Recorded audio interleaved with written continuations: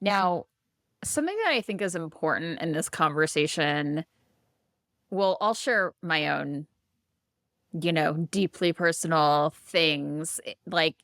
And this is, some stuff that I've deepened my awareness around as working with the Enneagram. Like, I'm an Enneagram type 3, which type 3s want to maintain an image. They want to be seen as successful. They want to be successful, but they also can be like a bit of like social chameleons. The idea kind of behind that is like, as a type 3, you can look like you can read the room and understand what people expect of you and like be that thing.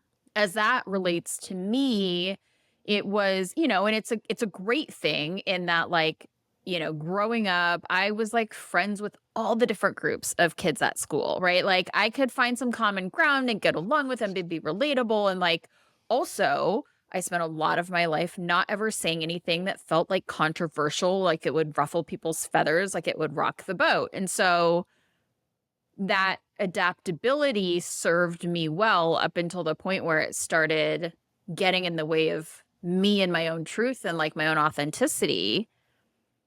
Now, with that, I know that there are environments in which still today, I will flip on a switch and I will be in performing mode. Yeah. Like a networking event where I don't know anybody and I don't feel comfortable. Like whatever it is about the vibe in the room, if it feels clicky or it feels whatever, and I feel like I have to ingratiate myself with people, I have to get people to like me or to see me a certain way. Yeah. And I know when it happens, I can feel it, but I'm not always like present to every moment to like stop it. It's like I can feel when I'm trying to get someone to think of me a certain way. And that, I'll come back to the point here, is why sometimes small talk and group settings feel exhausting to me.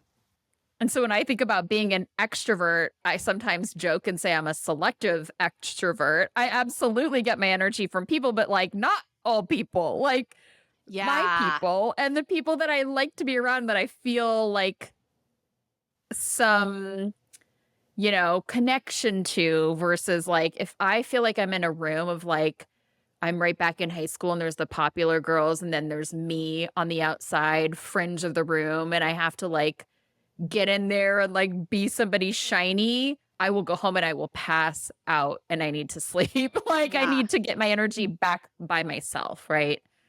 I fully relate to all of that. I was also like, friendly. I mean, I went to a high school of like 2,200 people. Like I could like work in any of the groups. Like I was just generally likable and like, the performing mode. I think that's something too that I've been working on and trying to be more aware of in both more professional settings and also more personal settings, of just like where I can get drained in social interactions is when I feel like I am trying to fit what this other person wants me to be or the experience they need, or like really focused on the other person, and that becomes exhausting.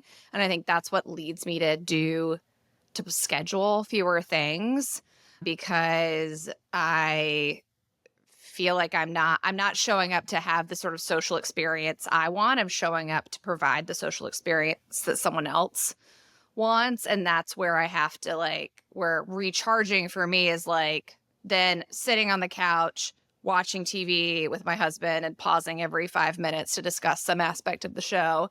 But it's like low pressure, right? Like we're still interacting, we're still talking.